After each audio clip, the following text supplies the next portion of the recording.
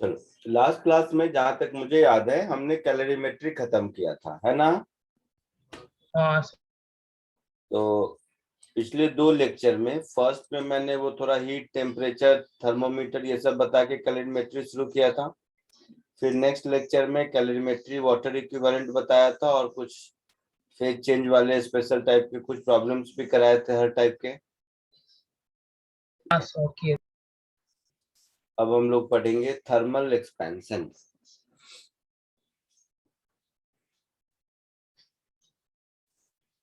Sir वो worksheet पे doubt discussion. अच्छा, वर्कशीट दिया था तुम लोगों को मैंने? हाँ सर। सर असाइनमेंट दिया था। अच्छा ठीक है, कर लेंगे, अब रहने दो अगली बार।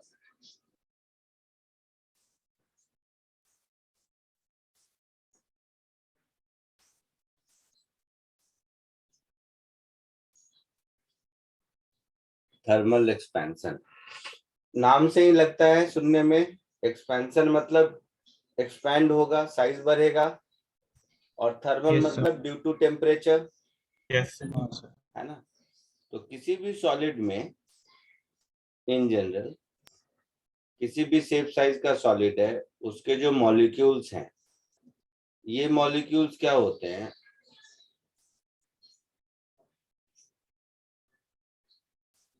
हर मॉलिक्यूल अपने अपने मीन पोजीशन के अबाउट एक ऑसिलेट करते रहते हैं।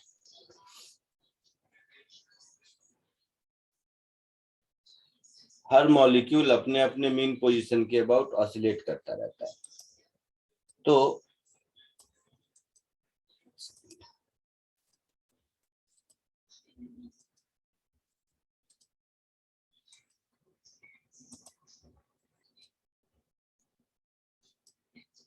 है ना? तो ये जो हर मॉलिक्यूल अपने अपने मीन पोजीशन के अबाउट ऑसिलेट करता रहता है, तो इसका जो एम्पलीट्यूड है ये होगा ऑसिलेशन का एम्पलीट्यूड, यही होगा ना? हाँ तो ये ऑसिलेशन का एम्पलीट्यूड 10 सॉलिड के केस में 10⁻⁻10 -11 इस सब के रेंज में रहता है मोस्टली, अप्रोक्सीमेटली। जस्ट कोई नंबर याद नहीं रखना है, समझाने के लिए कह रहा हूँ। तो ये 10⁻11 मीटर के रेंज में रहता है। तो हर दो मॉलिक्यूल के बीच इतना सेपरेशन जरूर होगा, है ना? यही किसी भी ऑब्जेक्ट का शेप साइज डिफाइन करता होगा, समझे? इसको कहते हैं एवरेज मीन फ्री पाथ।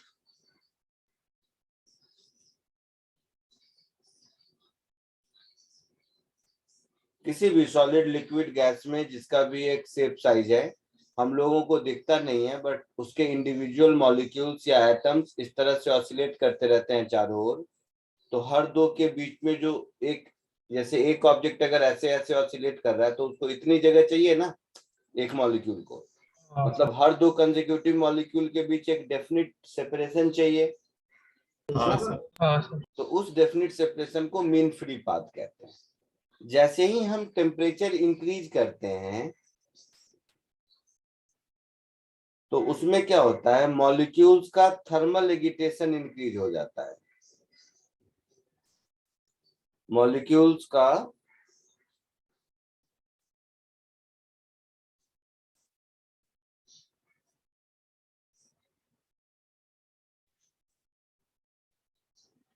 जो थर्मल एगिटेशन होता है वो इंक्रीज हो जाता है, और इसकी वजह से मीन फ्री पाथ इंक्रीज हो जाता है। ठीक है? और मीन फ्री पाथ इंक्रीज होने की वजह से क्या होगा, साइज इंक्रीज होगा। कॉमन सेंस है ना? अच्छा, तुम लोग ऑसिलेशन अभी नहीं पढ़े हो, बट टेम्परेचर इंक्रीज होने का डायरेक्ट अगर पूछोगे तो डायरेक्टली टेम्परेचर इंक्रीज होने का मतलब है मॉलिक्यूल का काइनेटिक एनर्जी इंक्रीज होना। Kinetic energy of vibrating molecules increase हो जाता है। और काइनेटिक एनर्जी वाइब्रेटिंग मॉलिक्यूल्स का इंक्रीज होगा, तब मीन फ्री पाथ इंक्रीज होगा। समझ आया? जैसे कम हाँ। एनर्जी है तो इतनी दूर में ऑसिलेट कर रहा है, ज्यादा एनर्जी दोगे तो इतनी दूर में ऑसिलेट करेगा, है ना? तो अब एक मॉलिक्यूल को ऑसिलेट करने के लिए ज्यादा जगह चाहिए, हाँ तो sir. Separation between molecule will get increase. इस फेनोमेना को हम लोग थर्मल एक्सपेंशन कहते हैं। दो तरह के एक्सपेंशन होते हैं। एक एक्सपेंशन हुआ इलास्टिक रबर या किसी चीज को लेकर हमने स्ट्रेच आउट कर दिया, तो यह है मैकेनिकल एक्सपेंशन। इसके लिए रिस्पॉन्सिबल कौन है? तो मैकेनिकल फोर्स रिस्पॉन्सिबल है। समझ रहे हो? हाँ सर। हाँ किसी सर। ऑब्जेक्ट को, इलास्टिक ऑब्जेक्ट को या किसी ऑब्जेक्ट को स्ट्रेच करके आप उसको, चलो ऐसे समझाता हूँ। जैसे दूध उबाला होगा घर में सबने। हाँ सर। दूध में क्या होता है? दूध उबालने पर जब टेम्परेचर बढ़ाते हैं तो उसका ओवरऑल वॉल्यूम इंक्रीज करता है ना। हाँ। हाँ। और दूध जिस बर्तन में उबालते हैं उसका भी इंक्रीज करता है, दिखता नहीं है, वो इतना इनसिग्निफिकेंट होता है कि नेकेड आई से हम देख नहीं पाते, बट करता उसका भी है। बट दूध में, लिक्विड में वो एक्सपेंशन क्लैरिटी से दिख जाता है, इसलिए मैंने उसका एग्जांपल दिया। तो क्या है कि हर मॉलिक्यूल के पास थर्मल एनर्जी इंक्रीज हो गई, जिससे उसकी काइनेटिक एनर्जी इंक्रीज हो गई। काइनेटिक एनर्जी इंक्रीज होने की वजह से अब वो ज्यादा दूर में ऑसिलेट करेगा, ज्यादा दूर में ऑसिलेट करेगा, तो मीन पोजीशन के दोनों साइड उसको अब ज्यादा डिस्टेंस चाहिए, so separation between each molecule will get increase, जिसकी वजह से ओवरऑल साइज इंक्रीज करता है। समझे? हाँ सर। सो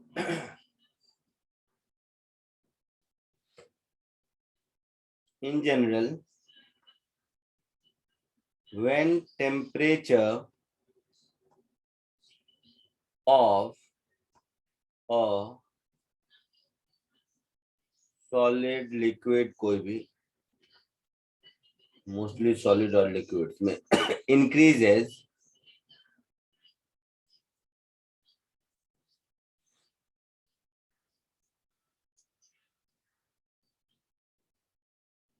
kinetic energy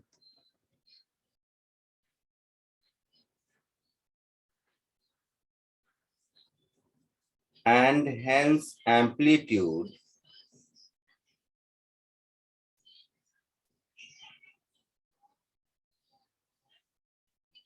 और मीन फ्री पाथ, ये भी बोल सकते हैं,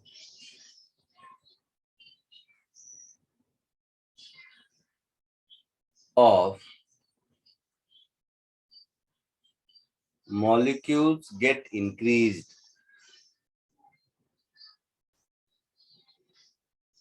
ठीक है? which results in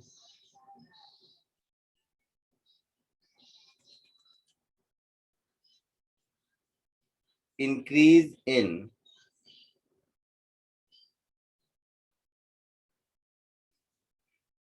separation between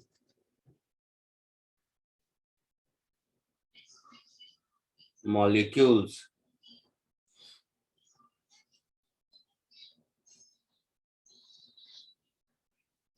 This phenomena of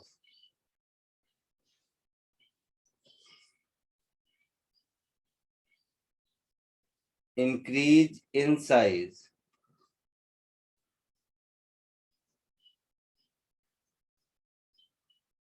due to increase in temperature is called thermal expansion। समझ आया सबको? हाँ सर।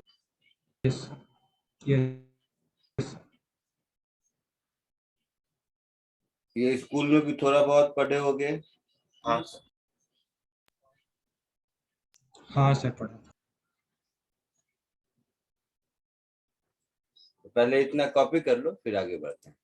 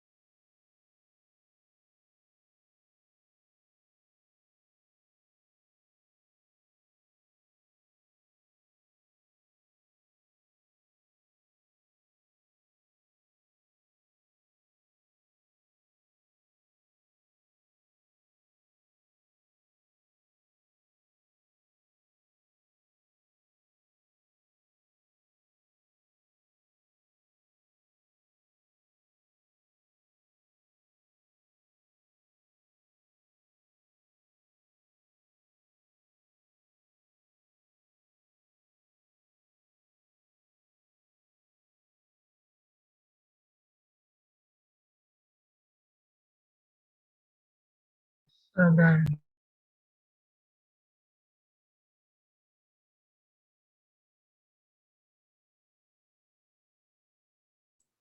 लिख लिया सबने? हाँ सर। चलो, अब ये बात आप कितनी समझे उसको देखते हैं।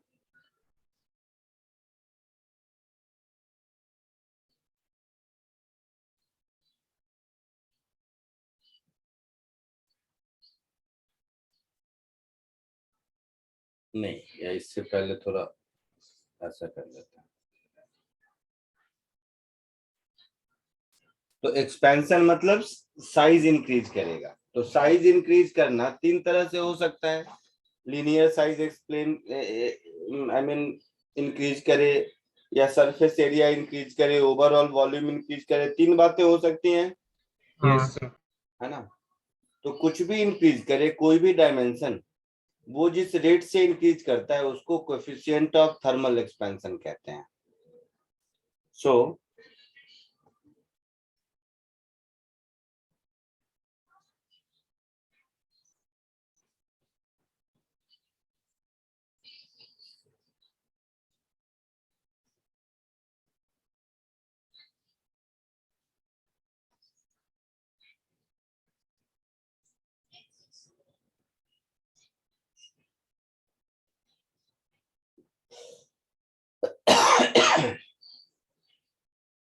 जैसे लिखना मत, सब ध्यान से देखो।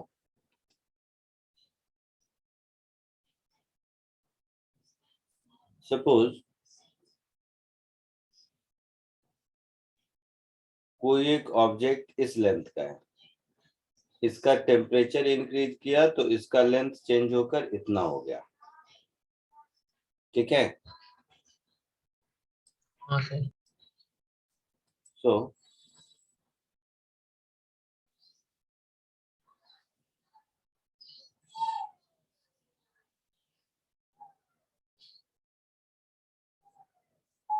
इसका लेंथ है L नॉट, मान लो L is equal to L naught at temperature मान लो T नॉट। टेम्परेचर इंक्रीज किया तो इसका लेंथ हो गया L naught plus delta L। तो L is equal to L naught plus delta L at temperature T naught, T is equal to T naught plus delta T।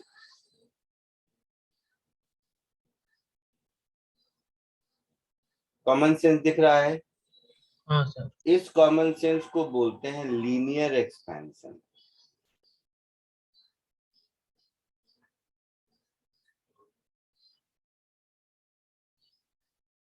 ठीक है।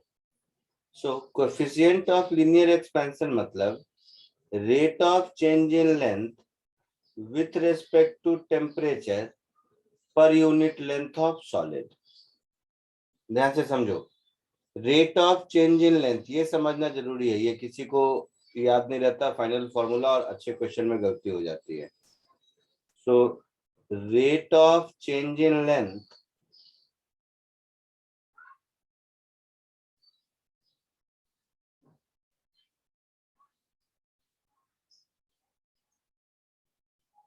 with respect to temperature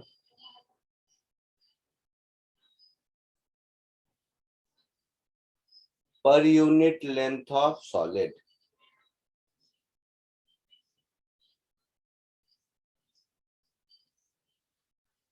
ठीक है, इसको हम लोग coefficient of linear expansion कहते हैं।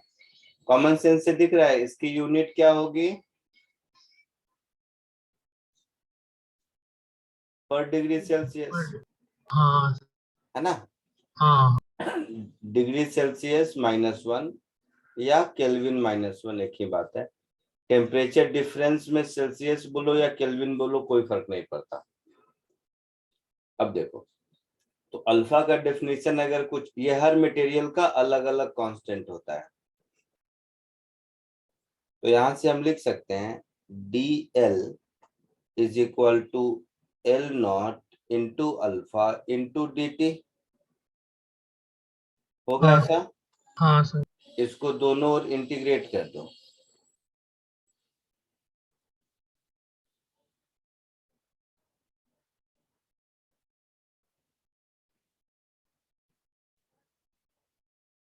So integral dl is equal to L naught alpha, integral dt, T is equal to T naught, but temperature was L naught, हाँ T is equal to T naught plus delta T, पर length is L naught plus delta L, है ना? हाँ sir तो यहाँ से मुझे मिल गया delta L is equal to L naught alpha delta T मिल गया. हाँ That is L minus L naught is equal to L naught alpha delta T. That is L is equal to L naught into 1 plus alpha delta T. ये एक general equation है जो आप school के जमाने से शायद पढ़ते आ रहे होगे. Yes. बट मेरे लिए ये इम्पोर्टेंट नहीं है. मेरे लिए ये इम्पोर्टेंट है. ये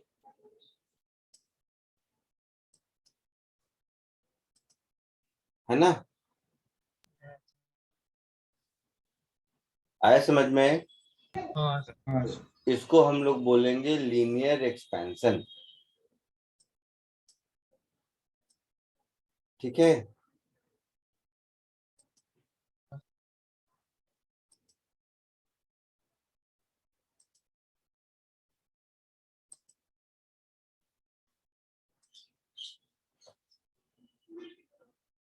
एक मिनट रुक जाओ, मैं कुछ करने की सोच रहा हूँ.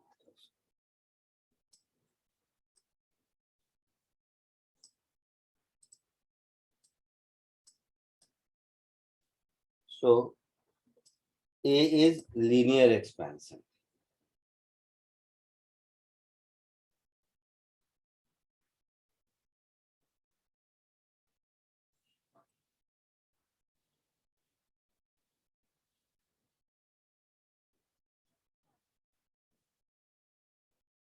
आया समझ में? हाँ सर.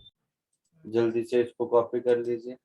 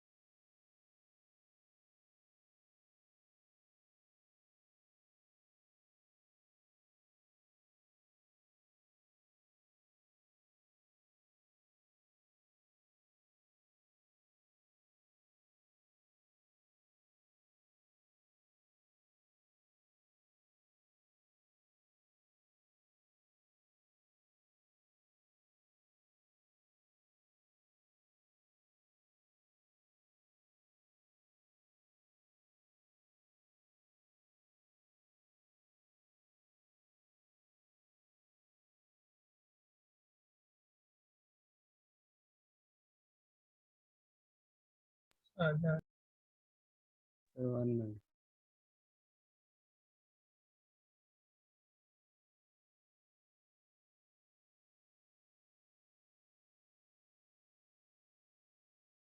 हो गया, आगे बढ़ूं? तो इसमें हाँ सर। सर लास्ट वाले फॉर्मूला में एल वो फाइनल वाला ना, हाँ, expansion. Second.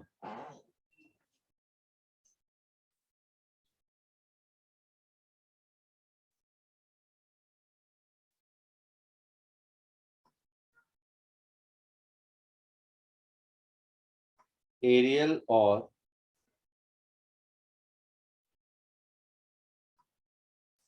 Superficial expansion.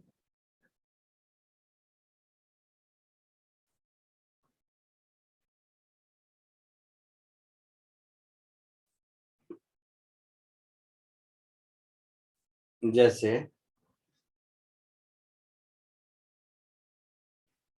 Suppose इसी केस में वो जो रॉड था, उस रॉड के क्रॉस सेक्शनल एरिया को देखो।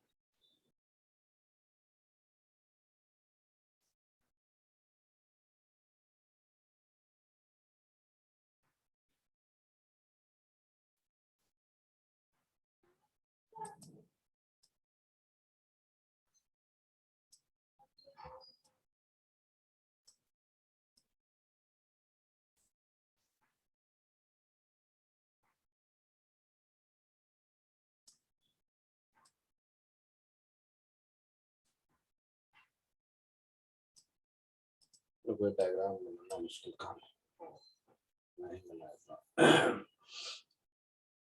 मैं ये कह रहा था, सपोज वो जो रॉड अभी आपने देखा, उस रॉड के क्रॉस सेक्शन को अगर देखोगे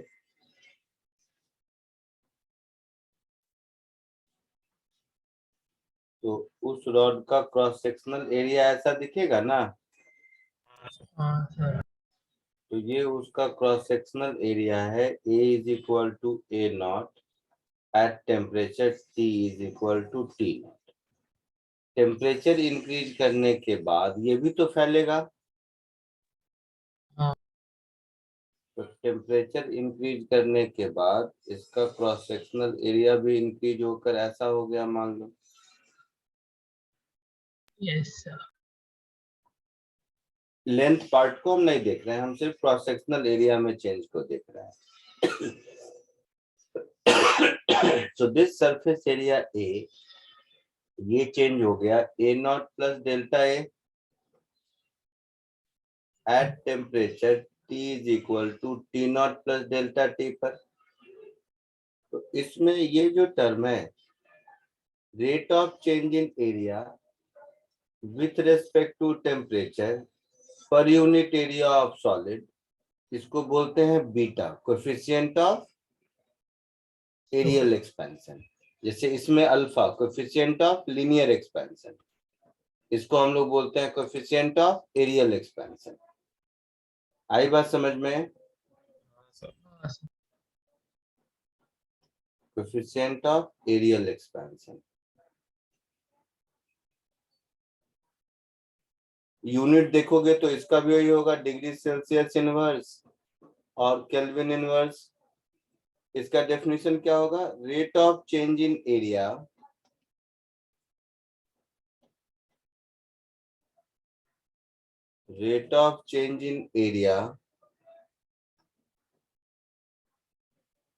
with respect to temperature per unit area of solid।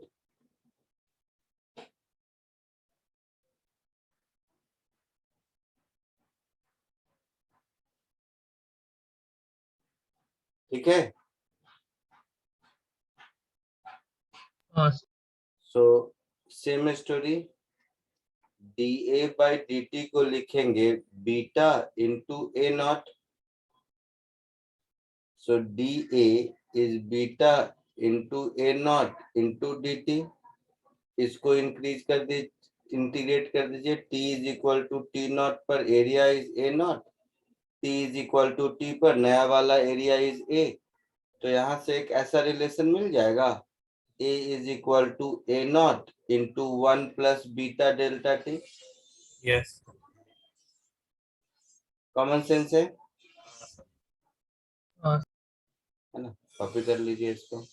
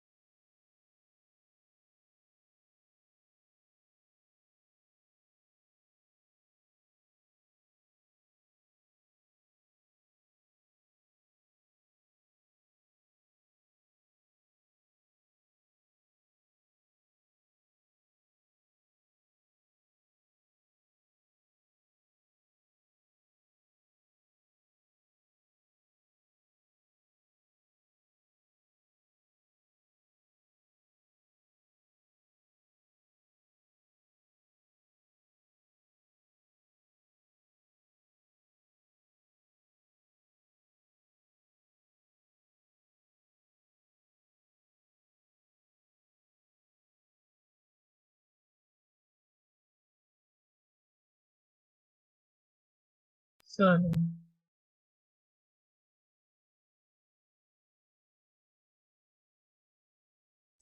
बोलिए। हो गया। हो गया। No sir.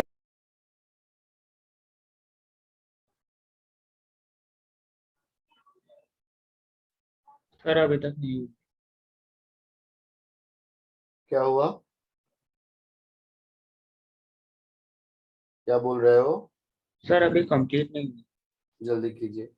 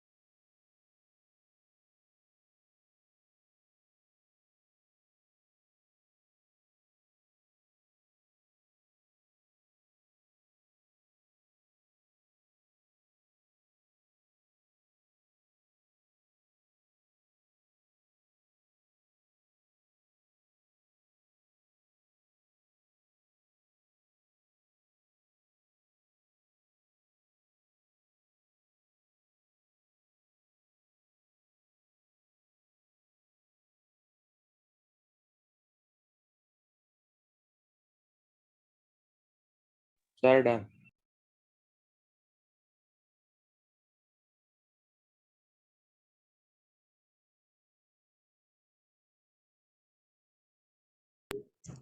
Sir done.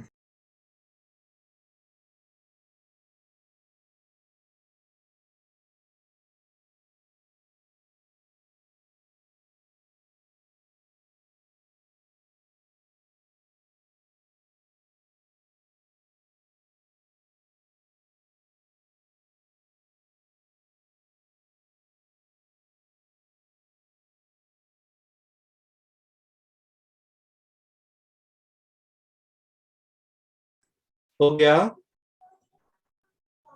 हाँ सर हो गया। हाँ सर।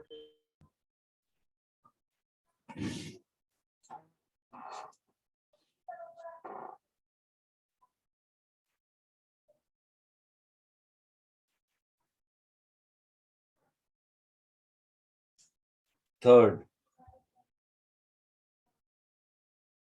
बल्क और वॉल्यूम एक्सपेंशन।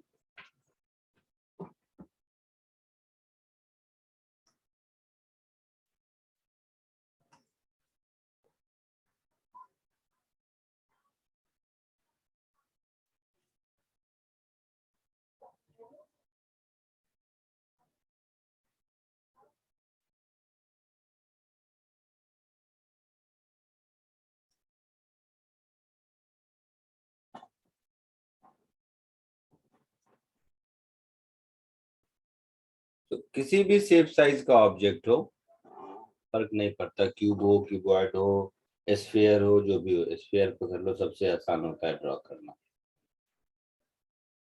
तो ये एक स्फीयर है जिस स्फीयर का volume V is equal to V naught है एट टेम्परेचर T नॉट मान लो। टेम्परेचर इंक्रीज कर गया अगर इसी का, तो वॉल्यूम भी इंक्रीज कर जाएगा। हाँ तो इसी का वॉल्यूम हो गया, लेट से V is equal to V naught plus delta V at temperature T naught plus delta T। तो इस केस में जो कोफिशिएंट ऑफ थर्मल एक्सपेंशन होता है उसको गामा कहते हैं। That is rate of change in volume with respect to temperature per unit volume of solid. ये डेफिनेशन याद रखना जरूरी है, मैं बार बार लिख रहा हूँ इतना लंबा, क्योंकि अच्छे क्वेश्चन में, ठीक है, एवरेज सारे क्वेश्चन कर लोगे, बट जहां भी थोड़ा बहुत दिमाग लगाने की बारी आई तुम लोग उड़ जाओगे अगर ये डेफिनेशन नहीं पता है। Rate of change in volume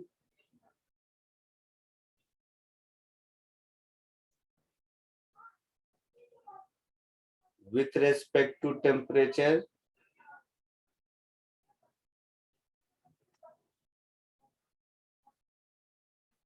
per unit volume of solid।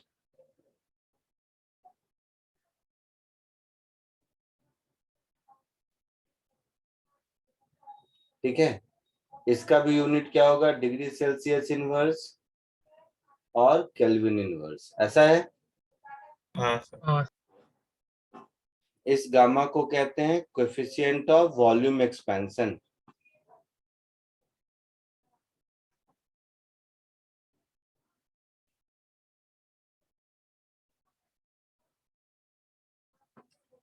ठीक है,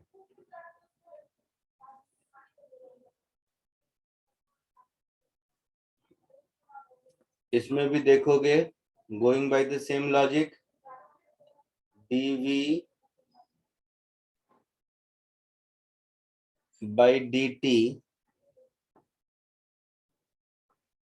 is equal to gamma times v naught। So dv is equal to gamma times v naught dt।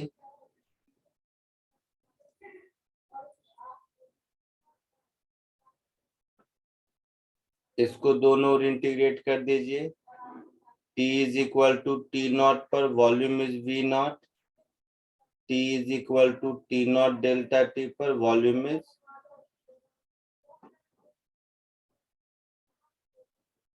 Let's say V। So V minus V naught is V naught gamma delta T। तो यहाँ से relation मिल गया, V is equal to V naught into 1 plus gamma delta T। तो ये सारे algebraic equation similar sound करते हैं। हाँ सर। हाँ सर। तो बहुत ज्यादा याद रखने का झंझट नहीं है, बट वन टाइम जॉब है डिराइव करना, इसलिए मैंने कर दिया, जल्दी से कॉपी कर लीजिए।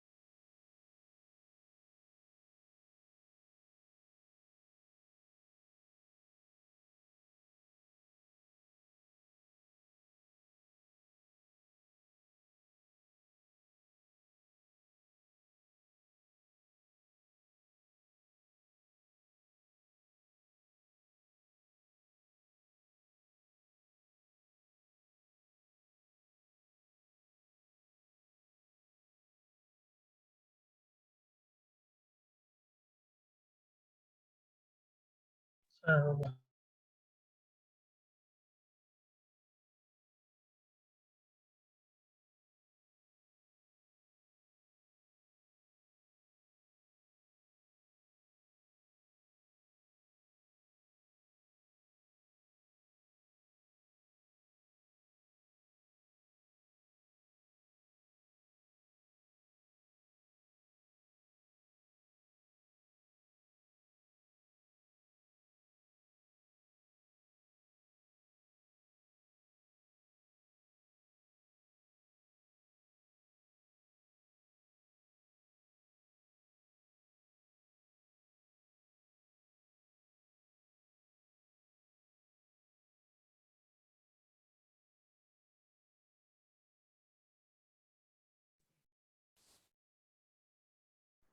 हो गया?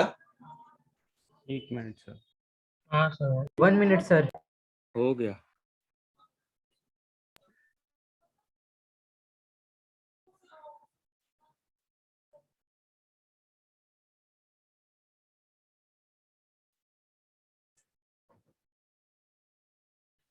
हो गया? हाँ सर। Yes sir. हाँ सर हो। प्रॉब्लम सॉल्व करने से पहले कुछ इंपॉर्टेंट कॉमन सेंस को ध्यान में देखो जो प्रॉब्लम सॉल्व करने में हेल्प करेगा। जैसे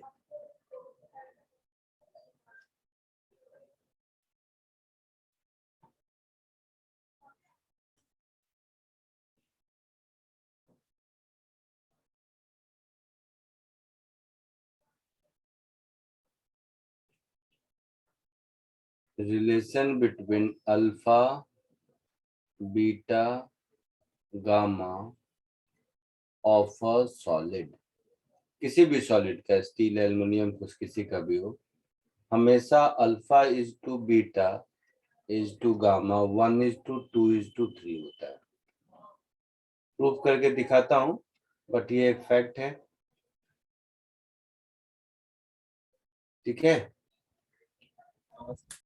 इसका प्रूफ देख लो छोटा सा।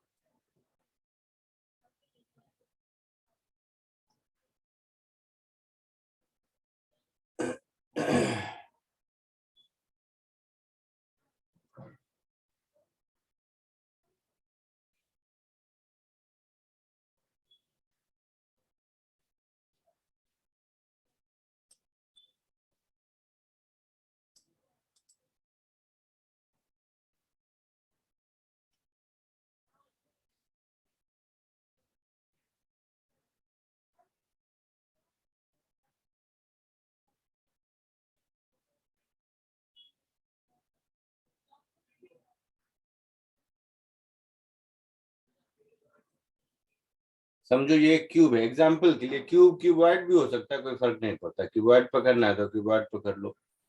इसको बोल दो एल,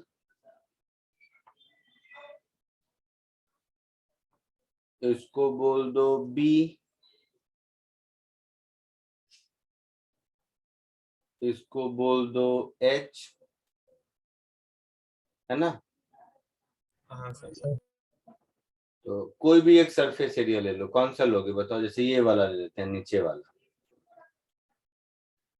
तो अगर हम इस एरिया को देखेंगे तो क्या होगा? L into B. हाँ सर। तो अगर हम D A by D T देखेंगे तो क्या लिखेंगे? L into D B by D T plus B into D L by D T, ऐसा लिखेंगे। Yes sir. हाँ sir. So D A by D T upon A अगर लिखेंगे तो क्या लिखेंगे? L into D B by D T plus B into D L by D T divided by area, that is L into B, ऐसा लिखेंगे। हाँ तो ये कुछ ऐसा दिख रहा है, D B by D T upon B plus D L by D T upon L. हाँ हाँ तो ये दिख रहा है, beta is equal to alpha plus alpha. Yes sir. So beta 2 alpha दिख रहा है। Yes sir. समझ आ रहा है? Similarly gamma is equal to 3 alpha दिख जाएगा। हाँ सर। हाँ सर तो दिख रहा है। हमेशा किसी भी सॉलिड का अल्फा बीटा गामा का रेशियो हमेशा 1:2:3 होता है। याद रहेगा। यस। हाँ सर। फटाक से कॉपी करो।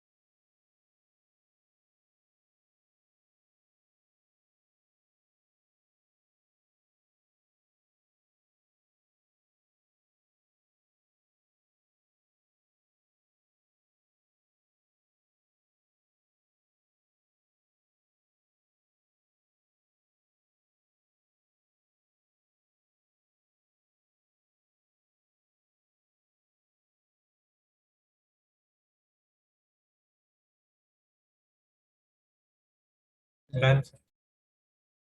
नहीं सर।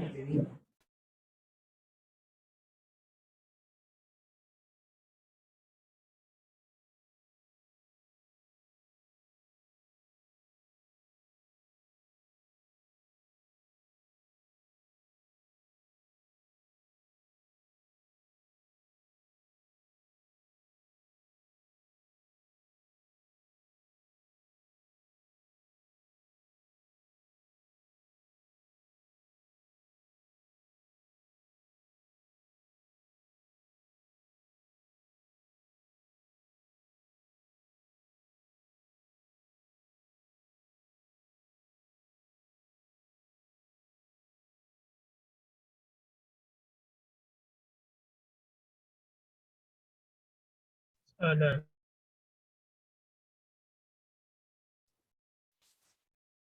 आगे बढ़े। हाँ सर। हाँ सर। सेकेंड।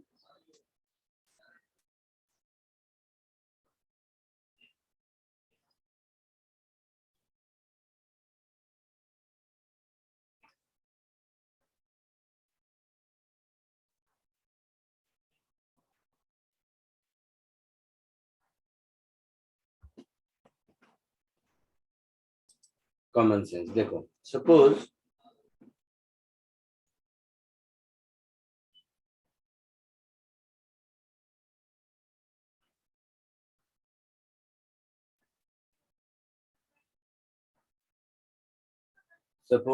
ये एक मेटल शीट है और इस मेटल शीट में ये कैविटी है।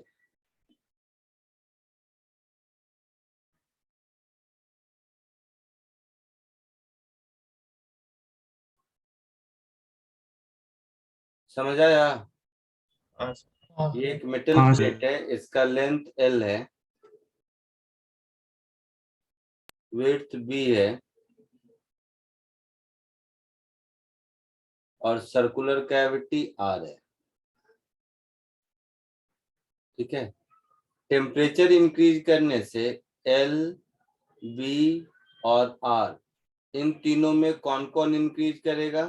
और कौन डिक्रीज करेगा? सोच के बताओ। सर लेंथ और ब्रेथ L इंक्रीज और करेगा, width, R sir decrease length और इंक्रीज कर लेंथ इंक्रीज रेडियस करेगा। डिक्रीज करेगा, बी इंक्रीज इंक्रीज इंक्रीज करेगा और आर डिक्रीज। डिक्रीज करेगा। एल के इंक्रीज करने का क्या रीजन है? Sir thermal linear expansion, R के डिक्रीज करने का क्या रीजन है?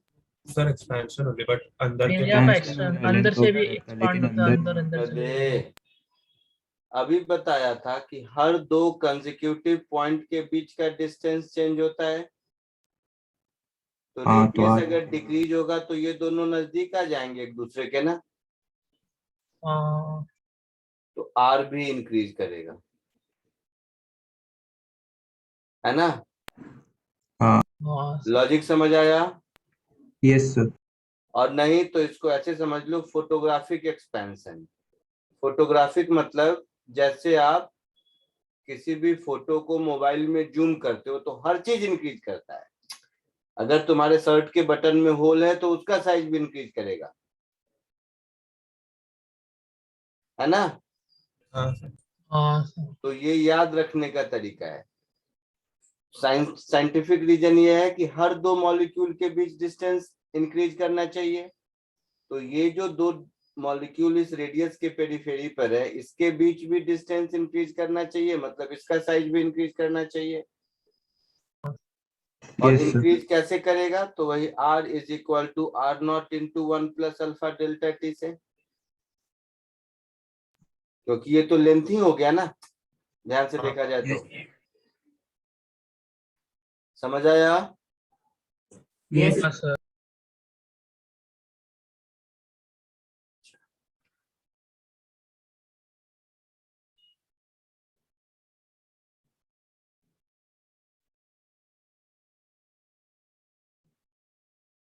सपोज यही है, ये इसका लेंथ है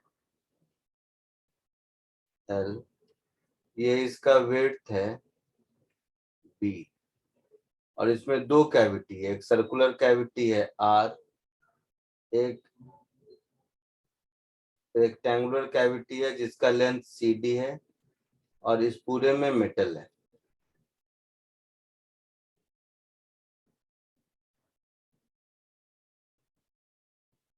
ये डिस्टेंस यहाँ से यहाँ तक का डिस्टेंस, तो यहाँ कोई लाइन नहीं है, जस्ट ऐसे ही समझाने के लिए। ये जो डिस्टेंस है यहाँ से यहाँ तक का,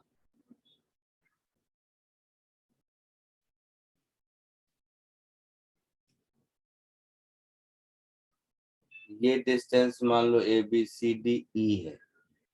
तो टेम्परेचर समझ रहे हो ना, E क्या है? ये वाला डिस्टेंस है। हाँ सर। तो टेम्परेचर इंक्रीज करने से ABCDELB,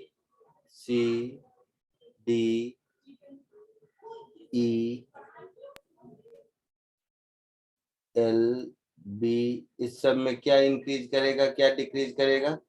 सर एल और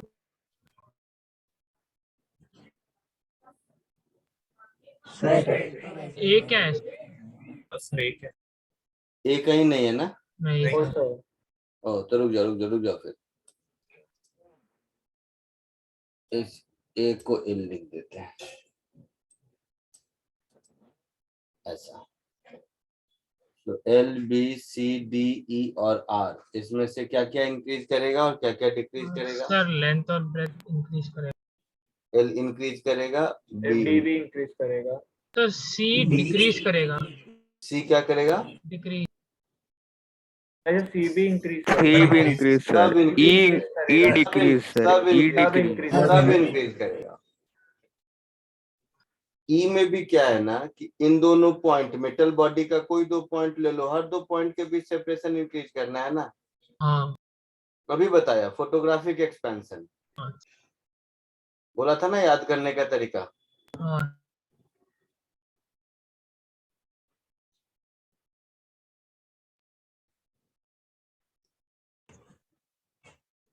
आई बात समझ में? हाँ। Yes sir. सब इंक्रीज करेगा। जल्दी से इसको कॉपी कर लो। नोट 1 हो गया है? हाँ नहीं सर, हाँ एक सर। नोट 1 हो गया, नोट अच्छा 2 से कर लो।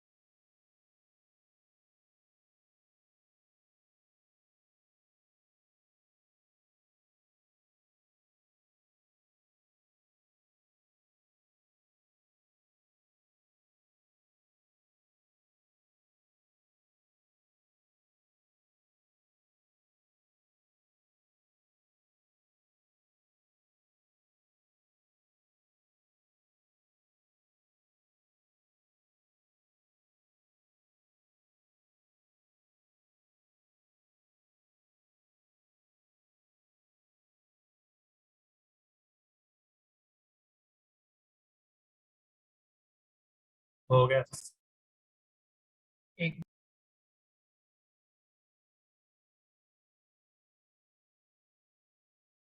सर हो गया।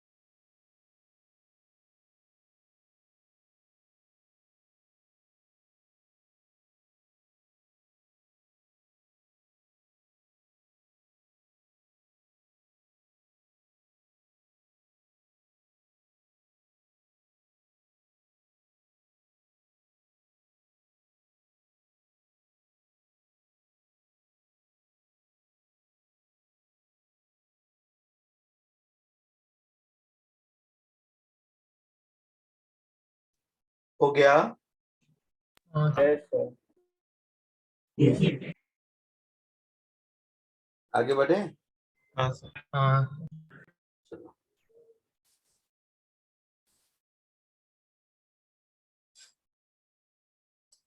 फटाक से क्वेश्चन करो।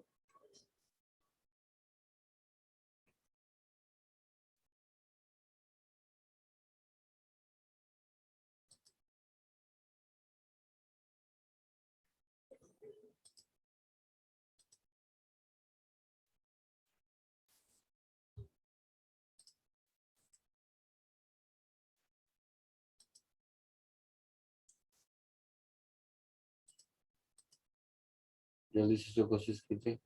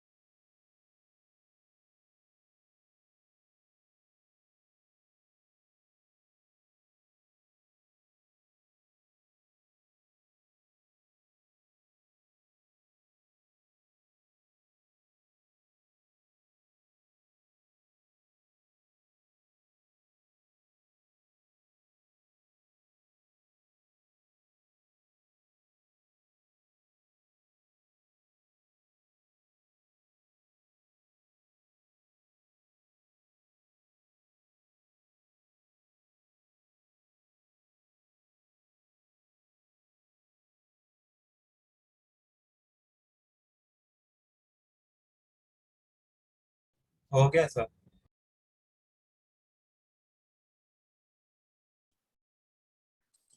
क्या आंसर आया? सर 20 से 25 तक। 15 से 25 तक। 5 का था डेल्टा टी अभी। तो 20 से प्लस माइनस 5 ना, नीचे भी 5 है। वेरी हाँ गुड। हाँ हाँ हाँ। तो एक्यूरेट अप टू 0.5 mm है, 0.55 mm है। मतलब हमारा डेल्टा एल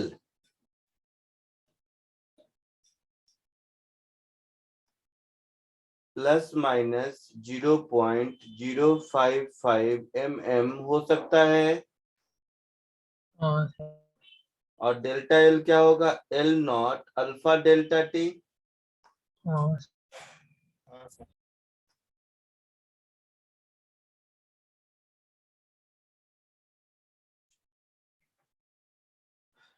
एल नॉट क्या है? 1 मीटर। हाँ अल्फा कितना है? 11 इंटू 10⁻⁻⁶। हाँ delta T is equal two plus minus 0.055, है ना? हाँ सर। तो इसको हम लिख सकते हैं प्लस माइनस 55 इंटू 10⁻³ mm। हाँ sir. That is plus minus 55 into 10⁻⁻⁶ meter।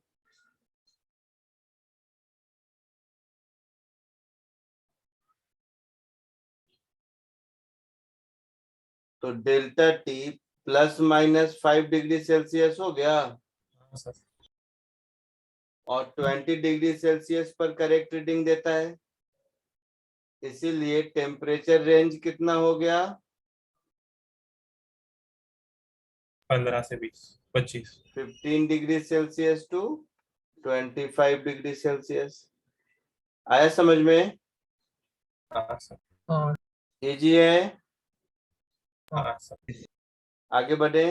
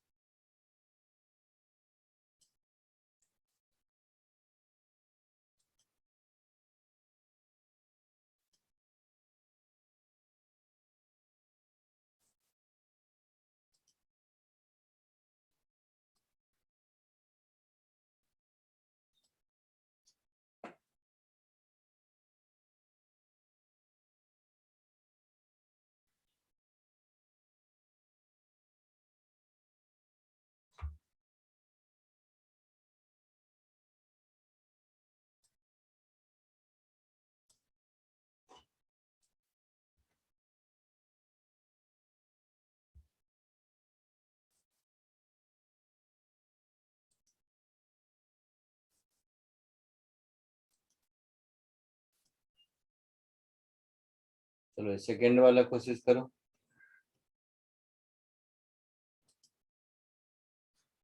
दिख रहा है सबको? हाँ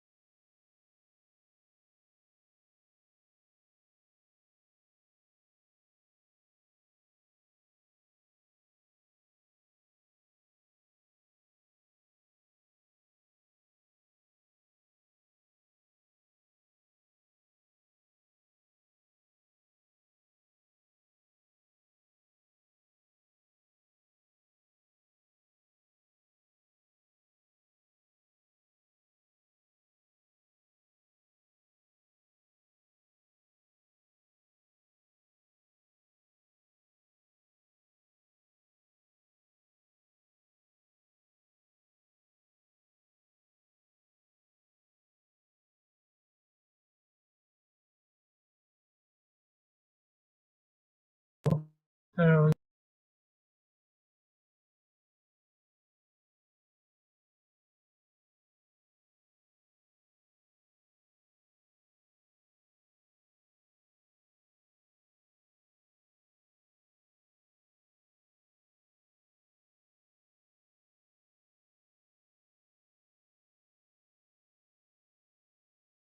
सर हो गया।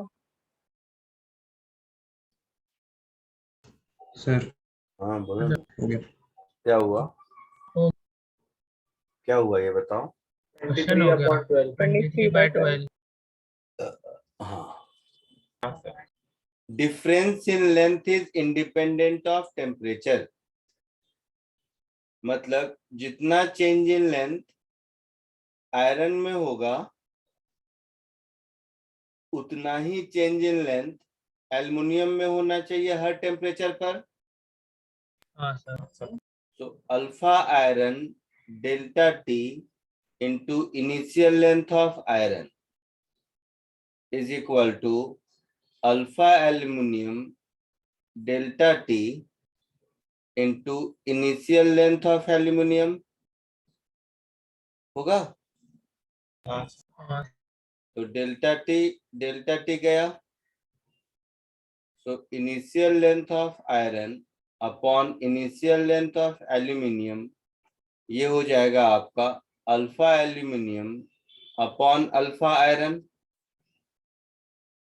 एल्यूमिनियम है 23 इंटू 10⁻⁻⁶ और अल्फा है 12 इंटू 10⁻⁻⁶। तो ये 23/12 हो जाएगा। हाँ सबको समझ आया होगा? हाँ यस सर। इन दोनों क्वेश्चन को देखकर ये समझ में आया कि सॉलिड का अल्फा बहुत छोटा होता है 10⁻⁻⁶ के जैसा। हाँ नोट 3।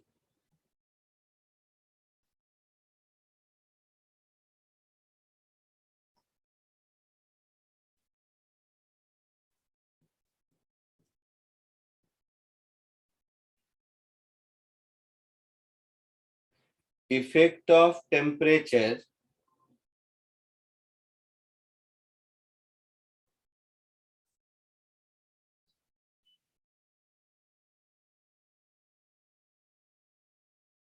on density.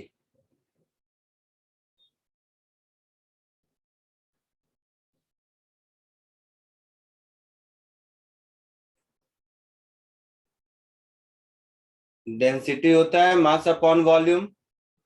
Yes. हाँ सर।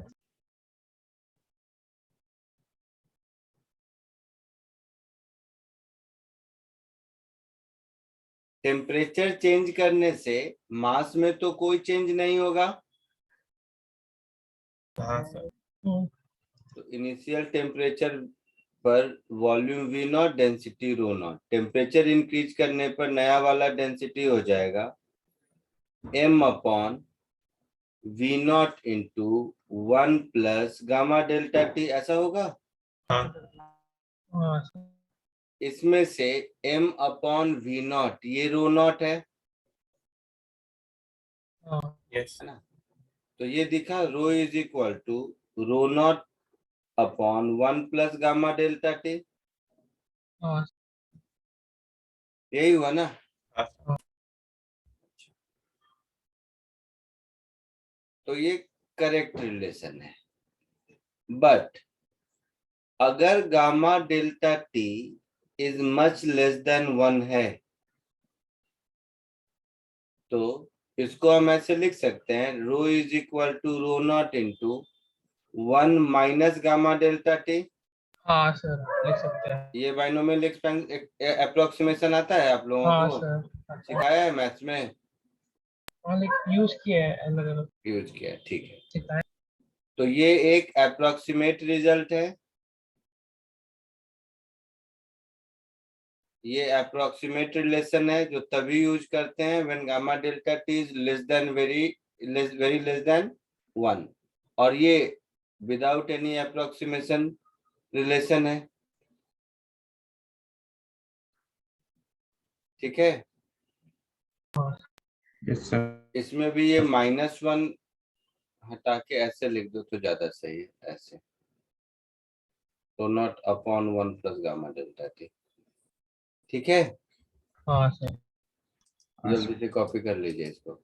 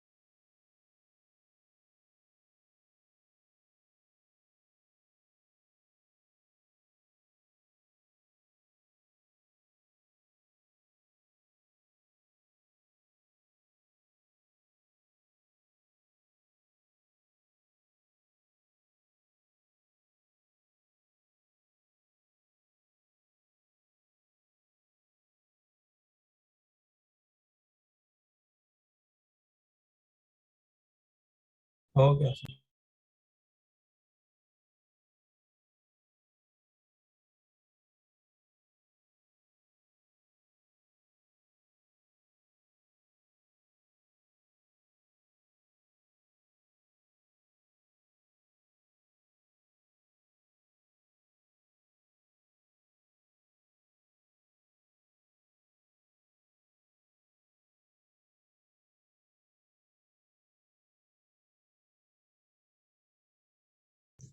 Yes, sir.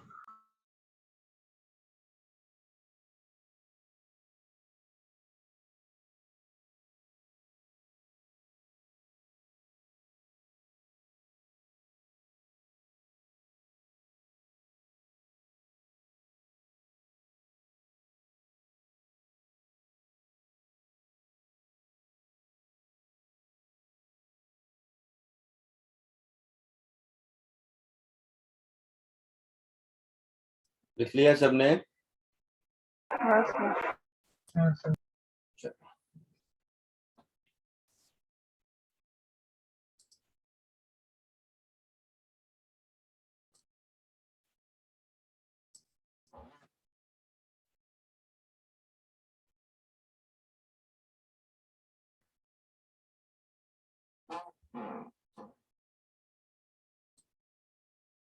ये क्वेश्चन करो।